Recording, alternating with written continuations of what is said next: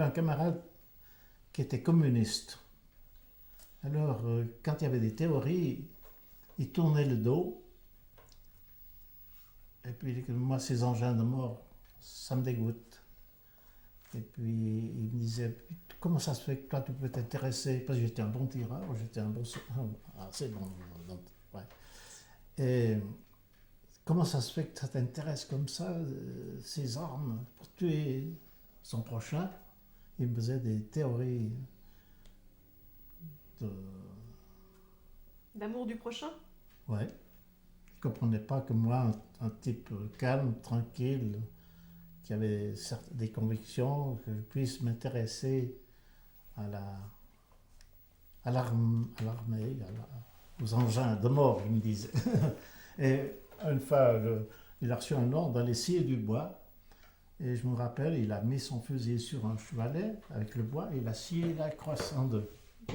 Voilà. Alors il s'est fait passer pour anormal. Il était affranchi de tout service militaire. Il rentrait à la maison comme un grand garçon. Mais est-ce qu'il essayait de vous convertir à sa doctrine, au communisme? Et il essayait de nous dire, parce que pour lui, le communisme, c'était partagé, c'était tout le monde sur le même niveau, mais il ne se rendait pas compte que Staline, il n'était pas supérieur à Hitler. Hein. Mais enfin, c'était de l'ignorance un petit peu. Mais alors, il nous faisait des théories sur la tolérance, Vous avez dit que vous aviez vous aussi des convictions. Vous aviez des convictions de quel ordre? Eh bien, moi, j'avais des convictions religieuses, parce qu'on était élevé comme tous les Vaudois, dans la religion protestante, dans la foi. Enfin bref, on avait un enseignement, une éducation assez précise, ce côté-là. Alors, ce camarade, il savait que du côté de certains soldats, il ne comprenait pas qu'on peut être chrétien et puis qu'on peut manier des armes de guerre. Comment vous lui répondiez? On n'aime pas répondre. On était là pour faire notre devoir, pour défendre notre pays. On ne se posait pas des questions de philosophie. Alors, on ne lui répondait rien. On attendait ses discours. Et puis, Vous le considériez un petit peu comme un illuminé? Oui, mais il avait des contradictions. Par exemple? C'est-à-dire que j'ai jamais vu de son côté qu'il ait beaucoup d'amitié pour les autres. C'était plutôt de la théorie. C'était pas, pour moi, tout ce qui est théorie, qui n'est pas pratique, ça vaut pas cher. Voilà. Là, à l'époque, est-ce qu'on prenait au sérieux les rouges, les communistes? Quelle image on avait du rouge, du communiste? Ben, on avait surtout, vous savez que je ne veux pas refaire toute la politique, mais pourquoi Hitler a trouvé beaucoup d'appui en Europe, en Suisse, en France, partout? C'est parce que les gens avaient une terreur du communisme. Et puis il a dit, voilà, monsieur Hitler, c'est l'homme qui est là pour retenir ce danger de rouge. Alors c'était, et surtout les gens aisés, fortunés, ils avaient beaucoup de sympathie pour, je ne dis pas qu'ils étaient nazis, mais pour l'armée allemande. Parce qu'il dit, voilà, c'est un moyen de retenir le danger rouge. Et vous, en tant que vigneron, dans votre milieu plutôt paysan, comment est-ce que c'était? Ben, il n'y avait pas tellement d'opposition. Enfin, vos parents... Mes parents ne faisaient pas de politique. Mais qu'est-ce que ça voulait dire à l'époque, ne pas faire de politique? Parce que souvent on dit je fais pas de politique. Mais ils n'avaient pas d'opinion précise, comme certains types. Moi, je suis de droite à fond, je suis de gauche à fond. Ils vivaient tranquillement leur petite vie sans se creuser beaucoup de problèmes, sans se creuser la tête. Mais vous nous avez dit que vos parents, ils lisaient. Qu'est-ce qu'ils lisaient? Ils lisaient. Mon frère, beaucoup lisait. Ah, votre frère, oui. Mon frère. Et votre frère, il vous parlait de la situation? Pas beaucoup. Il était en dehors de ça. Il lisait des livres. Il était passionné par Jules Verne, par exemple. Et par toutes sortes de livres. On avait chez nous beaucoup de livres. Quand on habitait en France, on avait dans la maison une grande bibliothèque avec toutes sortes de livres intéressants. Et moi, j'étais trop petit pour les lire. Mais les frères qui étaient plus âgés, ils ont lu, bien sûr. Ouais. Les parents aussi. Et pendant la guerre, est-ce que vous aviez un journal que vous lisiez à la maison? On avait la feuille d'avis. Pas 24 heures, la feuille d'avis. Et puis, qu'est-ce qu'il y avait? C'est tout. Ouais. Nous, au service militaire, on avait d'autres journaux qu'on passait, Signal, allemand, mais c'était de la propagande, et puis on avait des journaux, enfin, bon, des illustrés, des choses. Mes parents avaient l'illustré, par exemple, ouais, des choses comme ça. Alors vous étiez avec monsieur Amoudru. Mais M. Mondry, il est arrivé en 1940, mais on ne le connaissait pas du tout. C'était un... Ah, qu'est-ce que tu fais, toi? Oh, je suis étudiant. Il avait très peu de... On n'avait pas beaucoup de dialogue avec lui. C'était un type un peu... Il nous faisait des théories sur l'ordre nouveau, voilà. Sur ce... Donc lui, il était très pro... Oui, tout à fait. Il était responsable du reste en Suisse jusqu'à ces derniers temps de néo-nazis. Hein. C'était... Mais avec un sang-froid, puis sans passion. Je dis, il était passionné lui-même, mais on ne peut pas dire qu'on voyait sur sa figure. Il vous en parlait? Oui, bien sûr. Qu'est-ce qu'il vous disait? Oh là là, c'est que c'est... Il parlait que le progrès, ça viendrait du nazisme, ça c'est vrai, ça c'est la discipline, toutes les grandes théories des Allemands, de l'époque, pas des Allemands, mais des nazis, parce que les Allemands c'est autre chose. Il y a des gens très pondérés et réfléchis. Et comment est-ce que les hommes y réagissaient à son discours? Vous savez, on essayait de lui expliquer que c'était pas tout à fait juste, mais enfin, vous savez, quelqu'un qui est passionné, il ne veut pas écouter l'opinion des autres. C'est sa vue personnelle qui est la juste. Du reste, j'ai noté dans ce petit article que j'ai mis de 24 heures qu'il avait reçu une baffe d'un de ses camarades qui n'était pas du tout d'accord avec lui. Vous vous rappelez des circonstances? Oui, mais j'étais à côté. Alors, comment ça s'est passé? Ben voilà, c'est que Monsieur Amoudreux, j'étais à côté de ce personnage qui était d'extrême gauche. Et puis Amoudreux passe là, puis il se fait accoster. Eh, dis Amoudreux, je sais pas quoi. Puis il commence un petit peu à s'engueuler.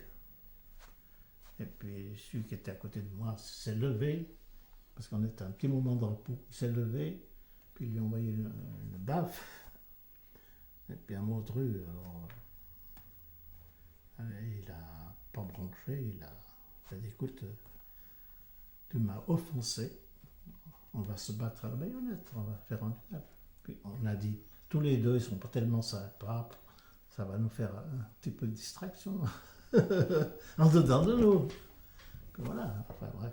Et ce duel, comment il a eu lieu? Mais le duel, il n'a pas eu lieu parce qu'on les a arrêtés. Mais il aurait eu lieu, ouais, alors. Ça c'est sûr. Ça c'est sûr, il y avait du sang. Hein. Alors là, ouais, c'était... Amoudreux était capable de... Mais je ne crois pas qu'il aurait dominé, l'autre était costaud. Enfin, tous les deux, c'était un peu fada. Mais Amoudreux, il appartenait à un groupe politique précis? Ah oui, bien sûr. Nazi. Oui, oui. Mais il y avait beaucoup en Suisse de gens favorables à l'Allemagne. Il n'y avait pas qu'Amoudreux. Mais d'autres gardaient leur opinion pour eux. Mais ils disaient, le communisme, c'est le grand danger.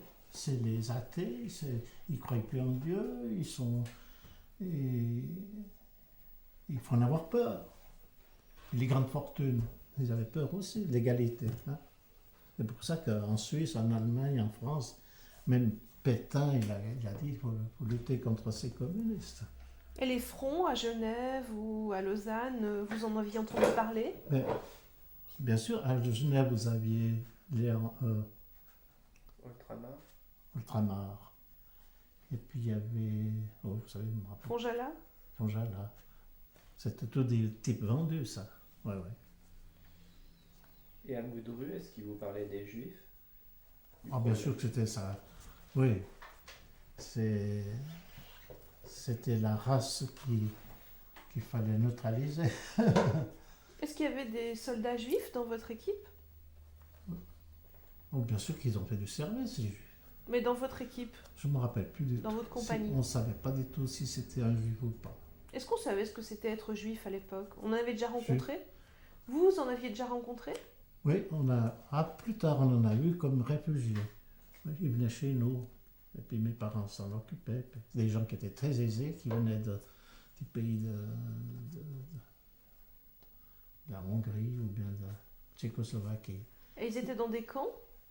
Ils sont réfugiés, puis mes parents leur donnaient un petit peu du nécessaire. Ils avaient tout perdu, ils n'avaient plus rien. C'était à quelle époque ça? Ça, c'était après 1940, 41, 42. Et ils vivaient librement? Oui, oui, en Suisse, il n'y a pas de problème. Ils vivaient chez eux, c'est monsieur et madame. Ils s'appelaient Cohen, Ils étaient arrivés avant la guerre. au début de la guerre, ouais. Avant qu'il y ait l'occupation. Et est-ce qu'ils vous parlaient de ce qu'ils ont vécu dans leur pays d'origine? Dans leur pays d'origine, ils étaient à l'aise, des commerçants, c'est des gens très très bien. Mais ils avaient tout perdu. Mais est-ce qu'on était au courant de la politique anti-juive d'Hitler, de ce qui se passait? Pas tellement à l'époque. On n'est pas... Faut pas oublier que c'est la France et l'Angleterre qui ont déclaré la guerre. C'est pas l'Allemagne. C'est parce que l'Allemagne a attaqué la Pologne, puis comme la Pologne avait un traité d'alliance avec la France et l'Angleterre, ils ont été... Donc la France et l'Angleterre ont déclaré la guerre à l'Allemagne. Quel est le rapport avec la précédente question, là?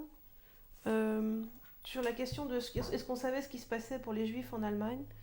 Quel est le rapport avec le déclenchement de la guerre? C'est-à-dire que la Pologne a été occupée par la Russie et l'Allemagne. D'accord.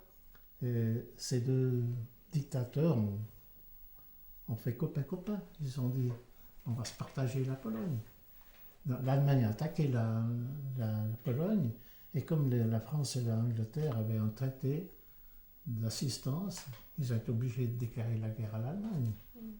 D'accord. Quelle est la relation avec la question juive, là? Parce que juste avant, on parlait de la question qu'on ne savait pas très bien ce qui se passait. Je ne sais pas si, à l'époque, la question juive jouait un grand rôle.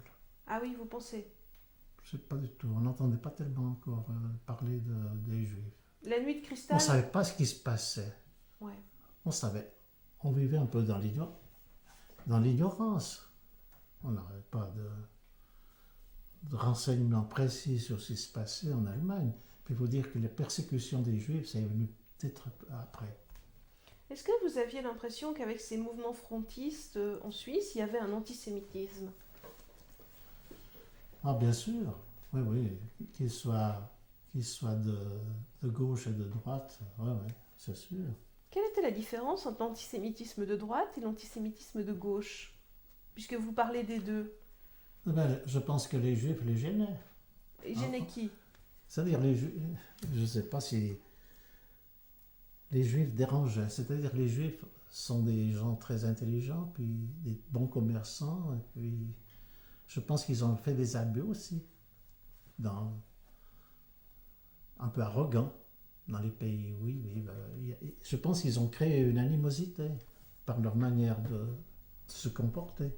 Moi, je me rappelle que mon père, il avait des marchands de bétail juifs.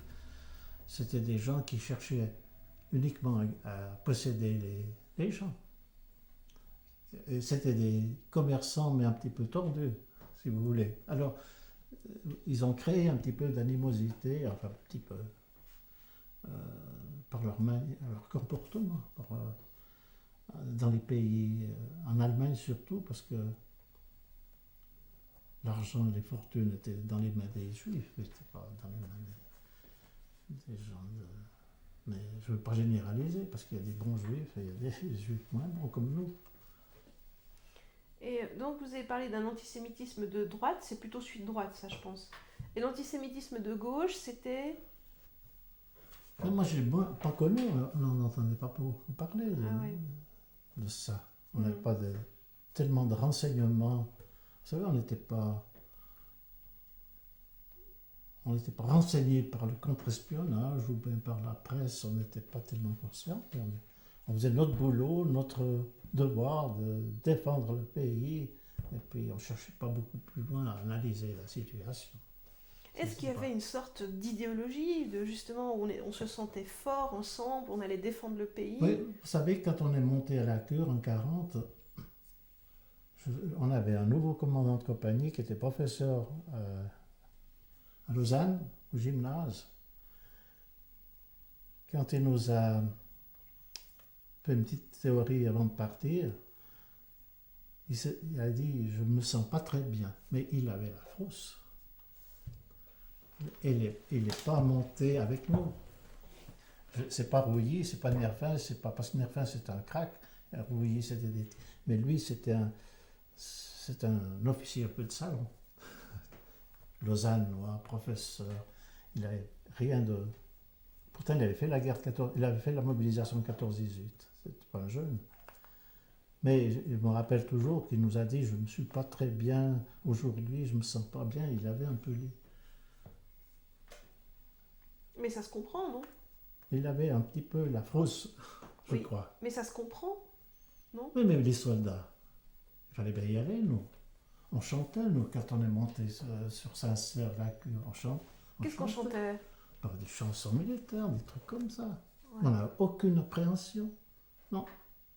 Moi, à 20 ans, il arrivera ce qui arrivera, puis on fait notre boulot, puis après c'est tout. On n'était pas... Moi, j'avais jamais eu peur de quoi que ce soit, non? Il faut dire qu'il y a un sentiment de sécurité quand on est 100 ou 200 types ensemble, on se sent en sécurité. Si vous êtes tout seul, vous avez peur, mais si vous avez un tas de copains à côté de vous, vous n'avez pas peur. Moi, j'ai jamais eu peur. Pourquoi? Évidemment, si la situation s'était dégradée, évidemment que j'aimais vous dire que quand on se sent sous le feu de l'ennemi, ben, peut-être bien qu'on a la peur. Et vous êtes resté en couverture frontière à la cure jusqu'à quand? Jusqu'au bout de la mob. Très bien. Alors en 42, 43, 44... Alors, oui, on va sauter un petit peu des bouts. Non, mais on va... Alors, moi, je vous dis qu'en 40, on a fait une grande année de mobilisation jusqu'au mois de décembre. Mais les jeunes, on était une fois avec les vieux, l'enfer, et puis une fois en élite. On relevait la couverture frontière avec les bataillons d'élite. Alors là, vous avez eu quand même des jours de congé, vous avez pu oui, on rentrer. avait des jours de congé, bien Ouais. sûr. Une semaine, 15 jours, des fois un mois. Ça dépend des circonstances. Mais en 42, en 41, on a fait beaucoup de services jusqu'au mois d'octobre. Puis en 42, on n'a fait que 34 jours parce que c'est l'époque où les Allemands étaient du côté de la Russie. Alors, il y a une sécurité. Août 42, vous y étiez? 42, je me suis on appelle ça permuté. J'ai remplacé le cours d'Arlève et j'ai fait un mois au mois de novembre-décembre. Ah oui.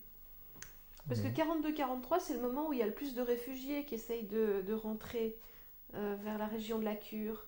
Est-ce que vous vous rappelez, là, justement, parce que là, il y avait des instructions très strictes de ne pas laisser passer les réfugiés. Il y a toujours eu la douane, il y a toujours eu des troupes, mais réduites.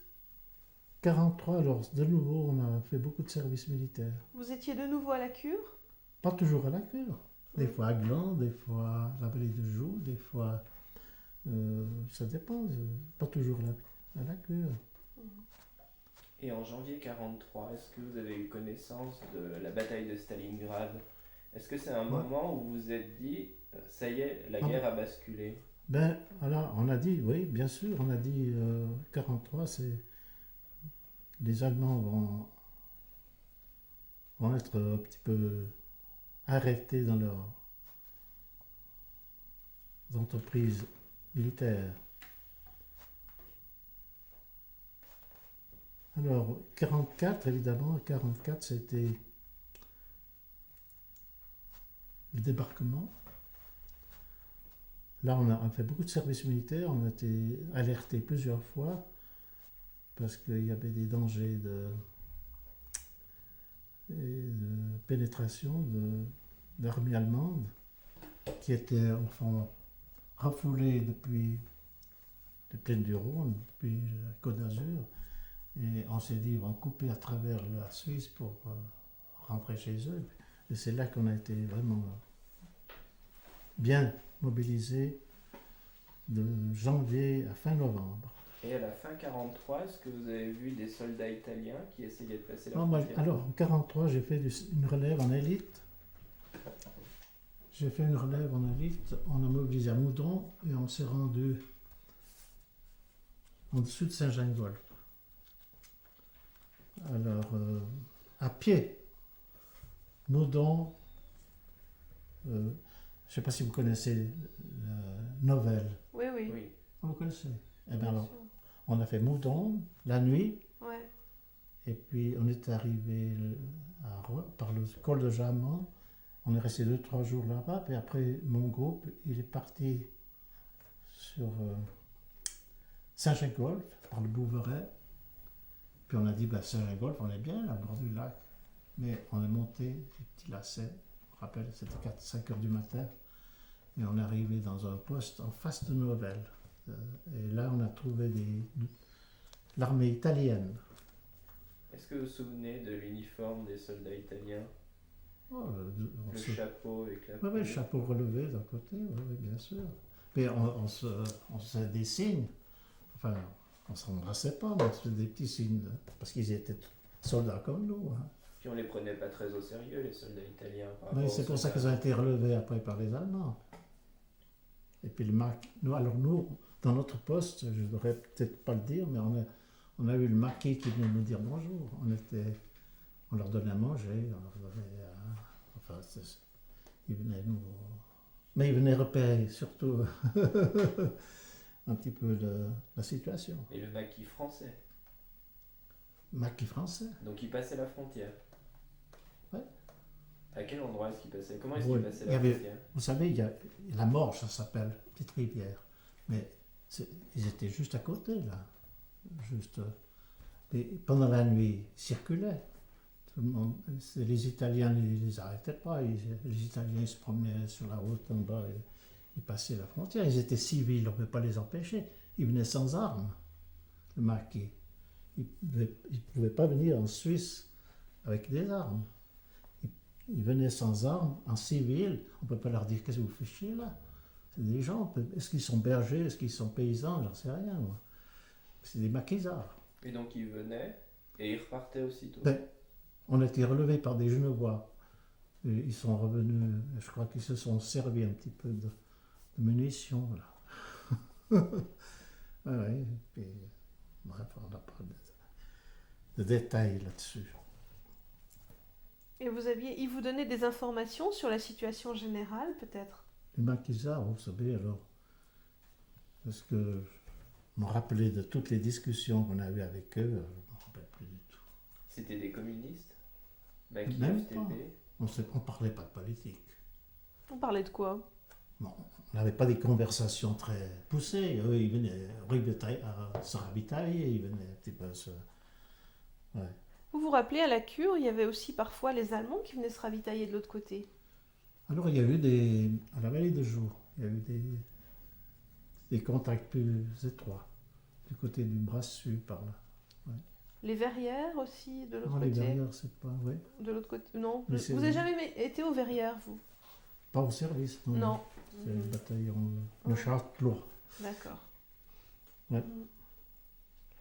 Mais vous faisiez des sacrées marches quand même, parce qu'entre Moudon et Novelle, Ça fait des petits bouts. Et puis chargé, munitions, FM, les fusils mitrailleurs, embouteillés, puis les cartouchières pleines. Vous savez, à présent, quand je vois les soldats qui sont au bistrot le matin en train de boire le café, puis il y a le camion qui est stationné à 20 mètres, je dis c'est vacances. Mais vous savez, on est par exemple depuis le bassin, on est allé à Lille, à pied, chargé, le sac complet, combien de temps on avait mis? une journée. Et tout le monde était d'accord de marcher, parce qu'au fond... Ça se discutait pas. Oui, d'accord, mais est-ce Il qu'il y fallait avait... se porter malade. Ouais. Il fallait avoir d'être malade, mais on ne discutait pas. Il y en a qui se portaient malades. Oui, mais il fallait que ce soit valable. On ne peut pas être malade si on est... Non, non, mais les gens, ils se dégonflaient pas beaucoup. Moi, j'ai pas vu beaucoup de types... ils faisaient leur boulot. Ouais. J'ai jamais vu, quand on a fait ces grandes marches, jamais vu. Oui, bien sûr, ça rouspète un peu, mais les types le font. Il n'y a pas de problème. C'était pendant la guerre, on faisait notre boulot. Et on avait conscience de le faire. Ben oui, on était convaincus de servir à quelque chose, de faire quelque chose pour notre pays. C'était pas... Maintenant, peut-être ça râle un peu plus, mais tant mieux pour les jeunes, ils ont beaucoup moins de peine à faire leur service. Mais mes trois fils font du service, et ils n'ont pas eu les mêmes circonstances que moi. Hein. Mais pour eux, c'est dur, mais pour nous, c'était archi dur. Parce que l'équipement, je me rappelle, quand il pleuvait, on avait une simple toile de tente, puis ça, au bout d'un moment, ça traverse l'eau. Hein. En 1940, il a fait 15 degrés, 18 degrés de froid. Mais on avait un équipement vraiment sommaire. Hein. On n'avait pas de machine en laine, en mouton, en truc. Hein. C'était l'uniforme. Tout simple. Comment on faisait pour se réchauffer? Ah, on buvait. Non, on buvait un peu la goutte, des fois, mais pas pour venir. Mais j'avais des camarades qui ramenaient un peu. Moi, j'ai jamais fait un jour d'infirmerie. Et puis, on a eu des sacrés froids, puis de l'humidité, puis de la pluie, puis de la neige.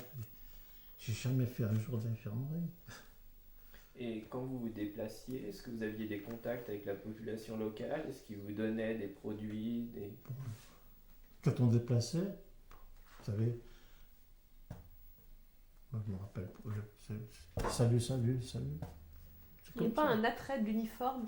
Non, pas tellement. Vous savez, on fait plutôt pitié quand on est chargé comme des mulets, et puis qu'on tire la langue au bord des routes. C'est pas très glorieux. Mais enfin, quand je pense à j'ai un oncle qui a fait tout 14-18 dans l'infanterie. Ils allaient jusqu'à Bâle à pied.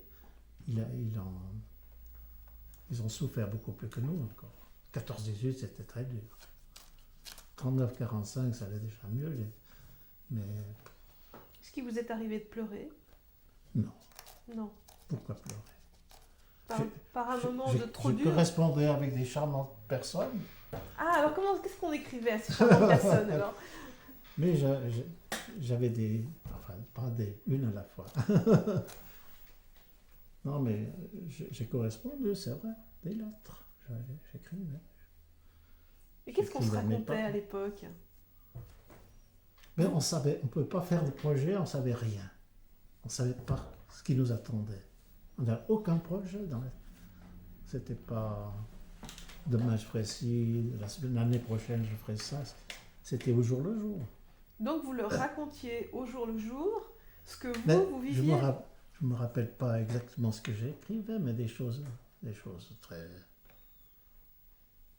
Qu'est-ce que je vais dire? Prosaïques. Votre vie quotidienne. Ouais. Et les filles, qu'est-ce qu'elles vous répondaient? Mais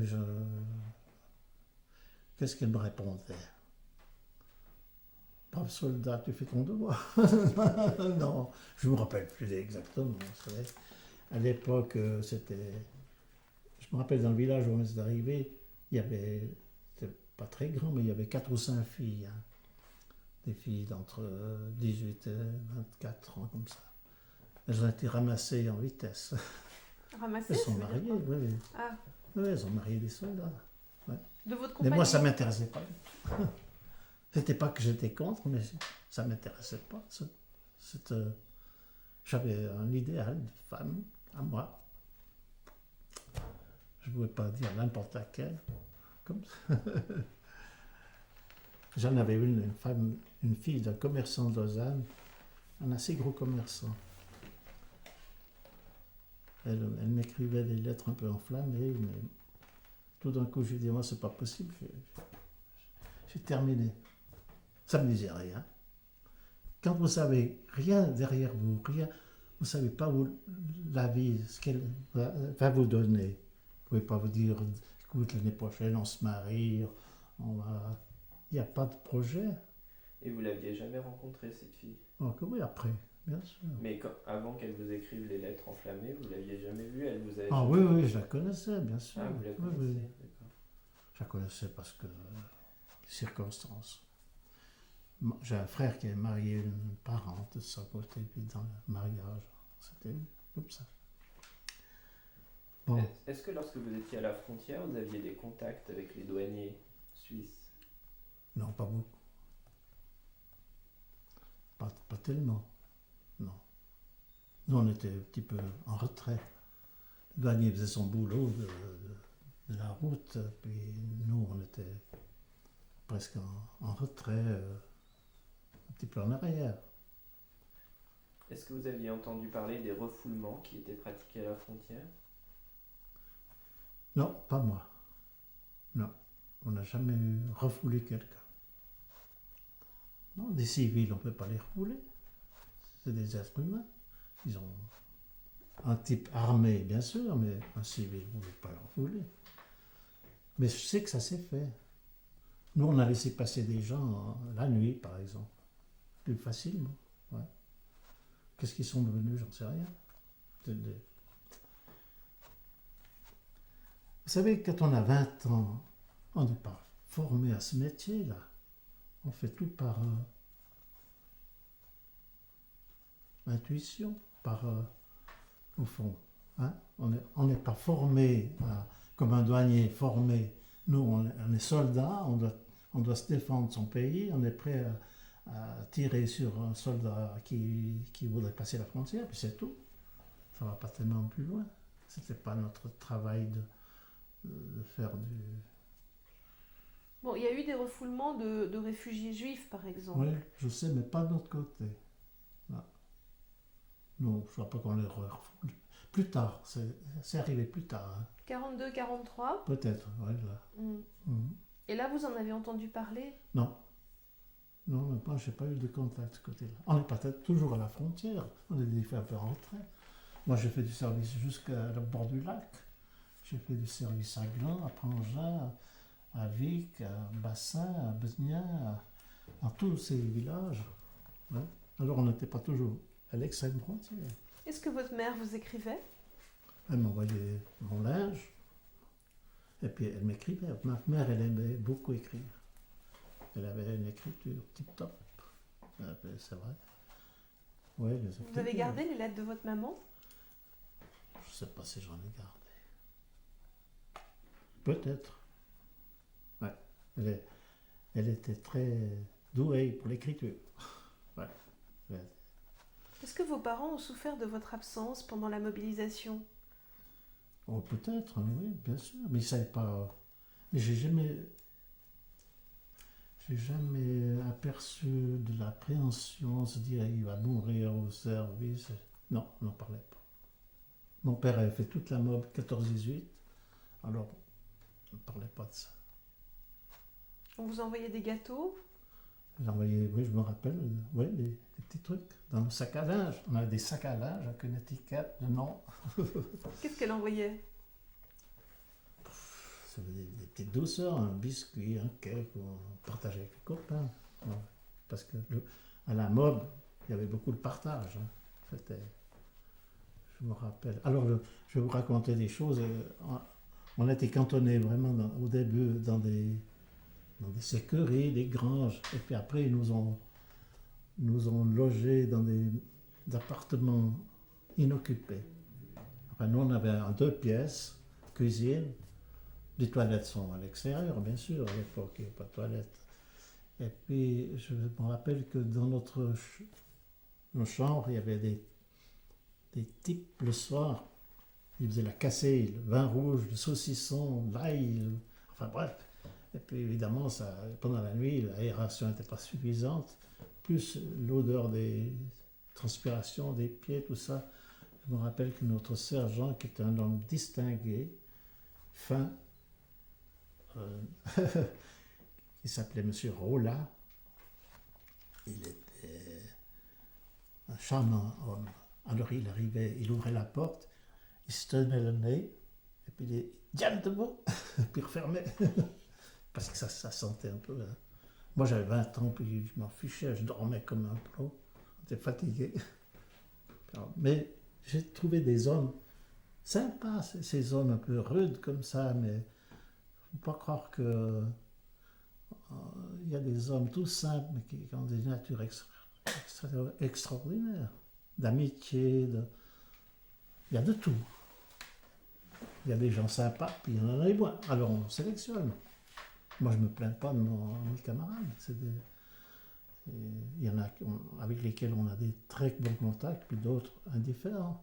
Est-ce que pour vous c'était peut-être justement tellement important puisque vous aviez souffert en étant jeune de ces changements d'école? Oui, j'ai souffert un peu de ces changements d'école, mais j'ai apprécié la camaraderie militaire. Du reste, je fais partie du comité de l'amicale des mobilisés, et je les ai reçus 2 fois ici, 2 fois à l'auberge de... Je garde des bons souvenirs de ces hommes, mais pas tous, il y a toujours des gens qui sont moins sympas. Mais ceux qui restent, c'est vraiment j'ai des très bons contacts avec eux. On se retrouve chaque année, une équipe, avec nos épouses. C'est assez sympathique. Mais les caractères sont tellement différents. Hein. Quand vous êtes mis avec des gens que vous n'avez pas choisis, il faut faire avec. Quand vous choisissez un ami, un compagnon, un collaborateur, vous choisissez. Mais au service, je ne sais pas si vous faites du service. Pas encore, non. Ah, c'est trop jeune. Non, moi je suis français. Donc... Ah, vous êtes français. Ouais. Eh bien, ça me fait plaisir, parce que j'ai beaucoup de sympathie, j'ai habité de la France. Eh bien, vous êtes mis avec des types pour faire avec. On ne peut pas dire, écoute, toi, je ne te cause pas, tu ne m'intéresses pas. Il faut faire avec. Et puis en faisant avec, on apprend à découvrir les gens, les hommes. Moi, j'avais un Parisien aussi, un type très sympa, il s'appelait Coty. Il raffinait, hein. On disait « Ah, le Parisien !» Non, parce qu'on n'a pas l'habitude de ce langage parisien. Vous n'êtes pas parisien? Non, au Savoyard. Non, mais c'est presque le pays, là. Même pays. On est parisien, mais il était charmant. Alors vous avez des types qui rentraient de l'étranger, d'Amérique, d'Afrique, de France, de tout, qui revenaient faire leur service par obligation. Puis ils vous apportaient, moi je me rappelle, on a eu Georges Hardy, vous ne l'avez pas connu, la télévision. C'était chaud. Ouais, je vois. Ça, c'était un type extraordinaire. C'était lieutenant. Mais il avait le sens de l'humour, lui. Ouais, puis il nous racontait, il était délégué de la Croix-Rouge en Orient. Alors, en Syrie, dans tous ces pays là-bas, il nous racontait tous ses souvenirs. C'était passionnant. À quel moment il nous racontait ça?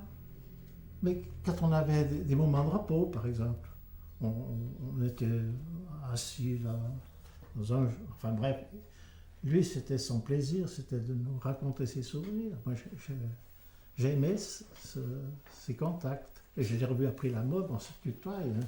À côté de moi, il s'appelait Georges. Il est à côté de moi. J'ai eu des contacts extraordinaires.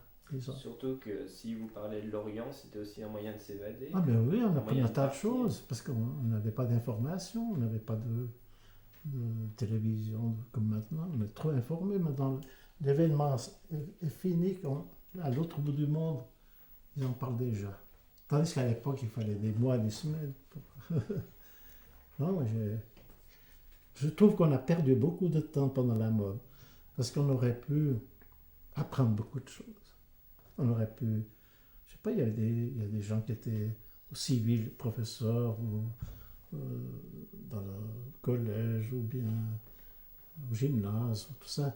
On aurait pu beaucoup faire de choses, puisqu'il fallait passer des heures et des temps, des heures, des journées et des mois. Mais voilà, ça ne faisait pas partie du règlement militaire. Il était dur ce règlement militaire. On avait un capitaine, Guisan, Louis, avocat. Alors, en élite, hein, c'est un dur à cuire, c'est un très sévère, très militaire. Mais il aurait pu nous faire des choses extraordinaires. Il était avocat, il avait un cabinet Yverdon, mais c'est pas militaire. Alors il fallait faire l'instruction. On a fait de la boxe, on a fait de la lutte, on a fait de l'arme blanche aussi, la baïonnette, enfin bref, tout ça, mais c'était militaire. Mais tout ce qui était en dehors militaire, je trouve que c'est dommage parce qu'on a passé des années. Vous avez la chance, vous étiez jeune, vous pouvez choisir, mais nous, on n'a pas pu choisir. Vous avez regretté ça, ces années? J'ai regretté beaucoup. J'ai été beaucoup, pas gâté, mais j'ai dit satisfaction. Depuis aussi, dans mon ménage, dans mon travail, j'ai eu des contacts avec des industriels, avec des gens avec lesquels je me suis j'ai appris beaucoup de choses. Mais la base, je ne l'ai pas eue. J'ai fait un petit peu, qu'est-ce qu'on va dire, par mes contacts, je me suis ouvert à beaucoup de choses. La musique, par exemple. J'ai découvert la musique. À la MOB, on avait des petits postes radio. Le mercredi soir, il y avait l'orchestre de chambre de Lausanne, ou bien Genève, je crois. Genève. Parce que le sud de chambre n'était pas encore, Sarzan n'était pas encore en route. Et puis il y avait une petite bagarre entre. Ouais. Ouais. Alors j'écoutais, j'étais dans des postes dans le Jura, mes copains, ils jouaient aux cartes. Mais moi j'écoutais la musique, j'ai découvert la musique à la MOB. Puis c'est pour ça que j'ai un fils musicien, puis quand mes gamins, je les écoutais chanter, je les écoutais. Et lui, j'ai dit, t'as une oreille extraordinaire. Et puis, qu'est-ce qu'il aimerait faire, la musique? Je me rappelle, il avait 8 ans, 8 ou 9 ans. Oh, moi, j'aimerais bien. Alors, ben, on va aller à Lausanne, on va aller chercher un instrument chez Cavalli. Qu'est-ce que tu veux faire? La flûte. Et puis, on a choisi une flûte en location, parce que je dis, je veux déjà voir si ça. Et puis, il était heureux, il a fait un apprentissage commerce, puis j'ai dit, ça te plaît ce commerce? Oh, c'est pour te faire plaisir. J'ai dit, écoute, on tire un trait, tu fais le conservatoire, mais alors tu y vas. Alors il a fait le conservatoire à Lausanne pour commencer, puis à Genève, où il est sorti en premier en virtuosité. Je ne vais pas me blaguer de ça, mais je l'ai compris, tandis qu'un certain père, il aurait dit, écoute, tu fais ça, après c'est tout. Et moi, j'ai dit, mes enfants, ils feront les choses envers lesquelles ils ont des aptitudes. Alors, Est-ce que vous pensez que ça, c'est peut-être aussi une des conséquences de la MOB? moi, j'ai découvert beaucoup de choses à la MOB. Ouais. Pas beaucoup. La musique. La musique, déjà, chez nous, on aimait la musique. On écoutait la radio, un petit peu? On écoutait la radio, mais... Radio Genève, Radio Lausanne, Ouais, qu'est-ce qu'on écoutait? Oui, on écoutait Ouais. ça. Et puis, nous, on aimait la musique. Ma mère, elle aimait la musique, elle jouait de la tsitar. Et puis, on chantait beaucoup. Moi, avec mes frères et sœurs qui ont 10 ans de plus que moi, ils apprenaient des chants à l'école. Je les ai tous appris et je les sais encore. Ah, on vous Je écoute. peux les Vous chanter. pouvez nous en chanter un? Non, je ne veux pas me mettre en vedette maintenant. Non, c'est pas pour nous, c'est... Vous Non, gardez mais c'est le temps. des chants que je me rappelle. Petit gamin, j'écoutais, je chantais avec mes sœurs, c'est vrai. De quel jour éclatant le ciel nous favorise. parler. Attendez, il faut que ça revienne.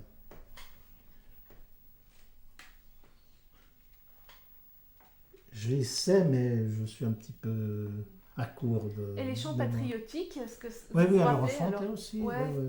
Qu'est-ce qu'on chantait comme chant patriotique? On chantait au bord du Rhin, guidez-nous au combat. Rouler tambour. Mais en France, j'étais à l'école à Montpellier, on chantait des chants guerriers. On apprit la Marseillaise, je la sais par cœur. On apprenait des chants de bataille. Hein. Les Français sont militaires. Hein. Non, mais c'était notre éducation comme ça. Vous écoutiez l'oncle Henri? Oui, j'ai entendu l'entendre. Ouais. Ouais. Et l'oncle Francis? Aussi, mais c'est loin. Hein. Puis C'est loin. j'ai pas eu tout le temps d'écouter tout le temps la radio. Ouais. Parce que quand je me suis marié, qu'est-ce qu'il a fallu faire? Il fallait commencer à bosser. Je suis chez moi. J'ai commencé sans rien. Rien dans les mains, rien dans les poches. Alors, nous avons élevé, je ne vais pas dire nous avons élevé 4 enfants qui ont tous une bonne formation. J'ai fait cette maison parce qu'on m'a flanqué à la porte, j'étais en location à la Sarah. Notre propriétaire nous a donné notre congé, elle ne supportait pas les enfants. On ne trouvait pas d'appartement. J'ai dit, on achète un coin, on fait une maison. Puis ma femme, elle enseignait avec une de ses collègues dont le mari était architecte. J'ai dit, fais-nous une maison, tu ne dépasses pas ça. Tu ne dépasses pas ça. Et après, on a amélioré. Et puis, il m'a fait la maison. C'est parti comme ça. Voilà. Maintenant, pardon. Non, il faut avoir un Je vous peu en prie. de courage et de foi dans la vie. Ouais. Autrement, Mais vous pensez que la mob, elle vous a donné aussi ce courage? qu'est-ce que ça là? La mob, elle Non. vous a donné? Non. Non. Vous l'aviez avant? La bombe, j'ai appris à connaître des gens Ouais. qui faisaient quelque chose d'intéressant dans la vie. Ils avaient toutes sortes de situations, toutes sortes de métiers, toutes sortes de professions. Et ça m'a ouvert l'esprit, ça m'a ouvert le... J'ai dit, il faut que qu'est-ce que je préfère moi exactement? Voilà, ça m'a donné, ça m'a stimulé un petit peu. Puis mes camarades ils viennent ici, c'est vrai qu'il y en a qui étaient mieux lotis que moi au départ, quand j'étais jeune. Est-ce que vous n'avez pas l'impression d'avoir quand même sacrifié une partie de votre jeunesse? Ah mais bien sûr, je n'ai pas de jeunesse moi. Rien. Vous regrettez ça? Alors quand je vois tout ce qui se passe maintenant, hein, je regrette d'un côté, mais d'un autre côté, je n'aurais peut-être pas la santé que j'ai. Hein? Parce qu'on n'avait pas les moyens, on ne fumait pas, on ne buvait juste ce qu'il fallait, et puis on avait une vie très... On ne pouvait pas sortir, on n'avait pas de véhicule, pas de voiture, pas de moto, pas de... Le vélo, je me suis acheté pendant la mode. Alors, je vais mieux vous dire que ma jeunesse, heureusement que j'ai eu des contacts extra avec garçons et filles, c'est vrai. Ils étaient comme moi à l'époque, 1935, 37, 38, 40. Les gens étaient très... À présent, c'est la folie. Après. Non, mais dites-moi, vous pensez, c'est pas la folie? Quand vous voyez ces soirées avec ces lumières et ces gens qui se secouent pendant des... Vous dites, le monde est un peu fou. Et vous n'alliez pas danser? Mais j'étais pas tant costaud pour ça. Non, puis c'était pas dans nos habitudes. J'avais des camarades qui dansaient, oui, c'est vrai. Puis votre maman, dans la cuisine, elle dansait en faisant la vaisselle et en écoutant, non? Ma maman, elle chantait. Elle chantait. Oui, elle aimait chanter, c'est vrai. Bon, maintenant, en 1995, il y a cette crise. 1995, il y a les excuses publiques de Caspar Villiger, 7 mai 1995. Et puis, il y a une relecture peu à peu de l'histoire suisse vis-à-vis de la mobilisation. Ouais. Comment est-ce que vous, qui avez vécu cette période, vous recevez cette crise? D'abord, est-ce que j'arriverai jamais à la poser cette question. Vous vous y attendiez?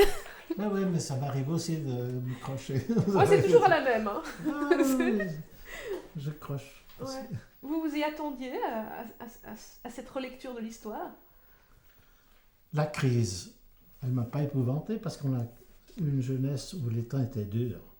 Vous savez, on ne savait pas, il n'y avait pas l'industrie qu'il y a maintenant, il n'y avait pas les découvertes, il qu'est-ce qu'on pouvait nous offrir à l'époque? Non, je parle de la crise de 95 vis-à-vis de la mobilisation.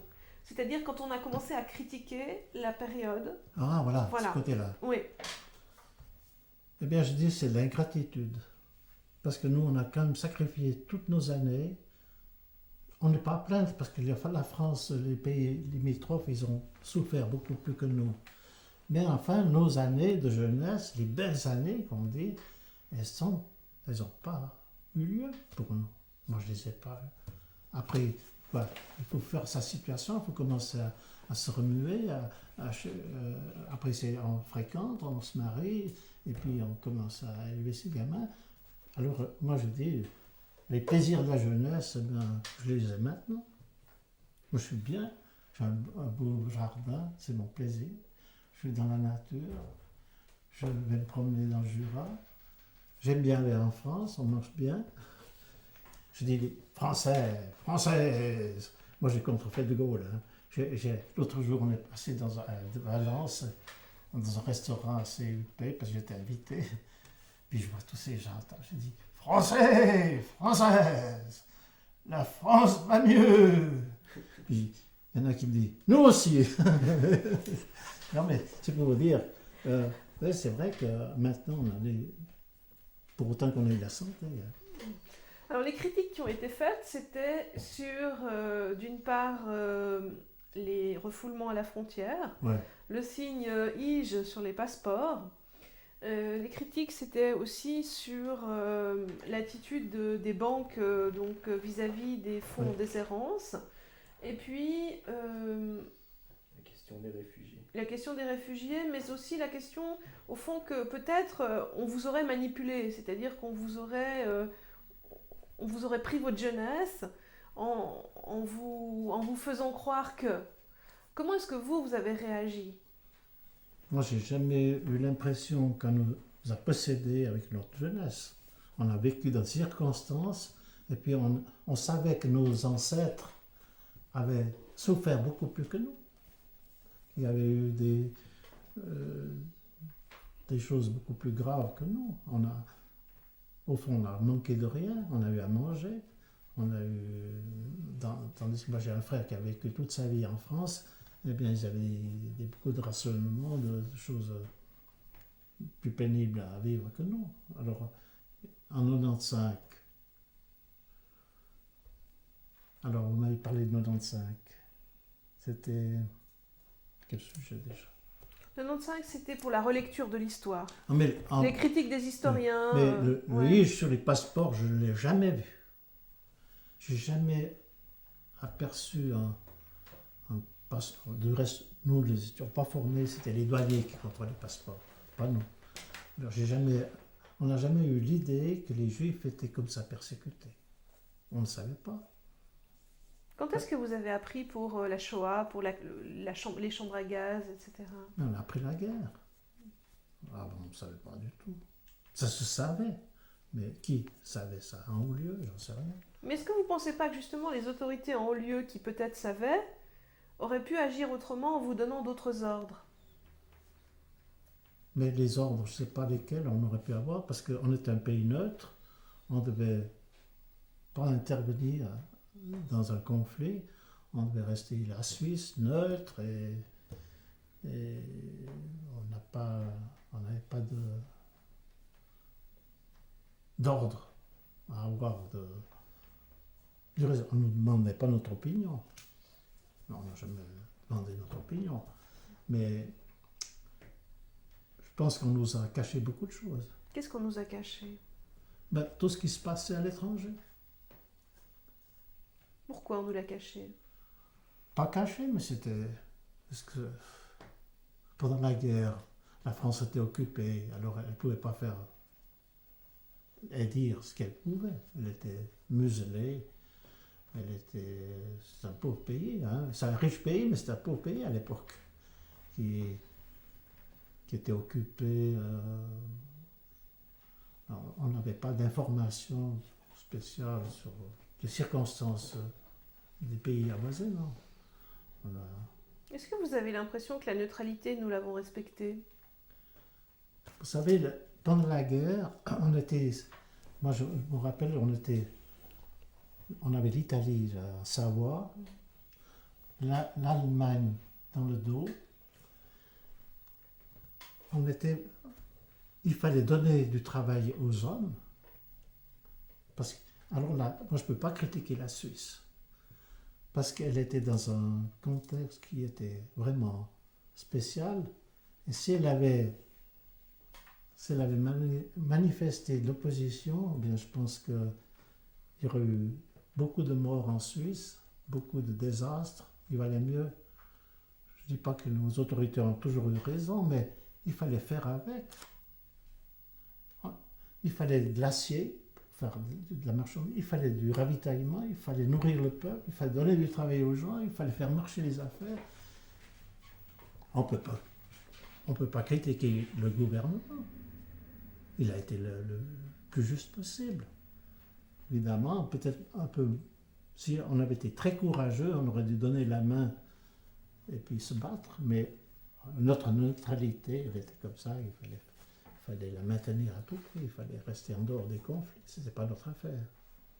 Mais je pense que les circonstances étaient assez difficiles et le principal, c'était quand même que le peuple vive, que les enfants mangent, que les hommes travaillent, qu'on n'ait pas la catastrophe chez nous. La France, M. de Gaulle, s'il avait été chef du gouvernement, elle n'aurait pas eu ces circonstances comme ça, je ne pense pas. Il était un homme de vision. Est-ce que vous voudriez rajouter quelque chose pour vos enfants et vos petits-enfants? Qu'est-ce que vous aimeriez leur dire par rapport à cette période? Vous savez, pour se faire une opinion sur notre période, c'est pas tellement facile, parce que les choses sont tellement différentes. La vie est tellement différente. Vous allez d'un pays à l'autre, tout est libre, c'est pas ça, c'est facile. Si vous leur racontez toujours votre pauvre jeunesse, vos circonstances dures, je ne sais pas si vous écouterez beaucoup. Qu'est-ce que vous aimeriez leur dire par rapport à ça? Je dis, vous avez de la chance de vivre dans des circonstances comme ça. Mais faites gaffe, parce qu'elles sont dangereuses, d'un autre côté. Vous voulez rajouter La drogue, tout ça, ces trucs. D'accord. J'ai eu une conférence d'un colonel, commandant de corps, qui est venu, monsieur, qui nous a dit, c'est plus le danger de pays à pays, le danger vient de l'intérieur. Par je m'en foutisme, par ouais, on a meilleur temps de se droguer, puis on oublie tout, ou bien c'est ça, c'est le découragement, c'est peut-être... tandis que de notre temps, on n'était pas découragé. Il y avait la lutte, il fallait lutter, il fallait s'en sortir. Le but d'un jeune homme, c'était de faire sa place au soleil et de travailler. On n'avait pas... Maintenant, les gens sont peut-être un peu trop gâtés, ou trop des fils à papa, comme ça, l'argent. Moi, j'ai des petits-fils, ils ont de l'argent que j'ai jamais eu de ma vie. Si on voulait de l'argent, il fallait le gagner. Il fallait faire les vendanges, il fallait garder les vaches. Tous mes copains, ils allaient garder les vaches pour avoir 40, 50 francs, pour racheter des godasses, des souliers. Non, mais c'est tellement différent de la vie actuelle. Et alors, il y a le danger, c'est que ce soit tellement facile, que l'argent tellement facile à gagner, qu'on ne se rend pas compte que la chance qu'on a, au fond, d'un côté. Puis d'un autre côté, les dangers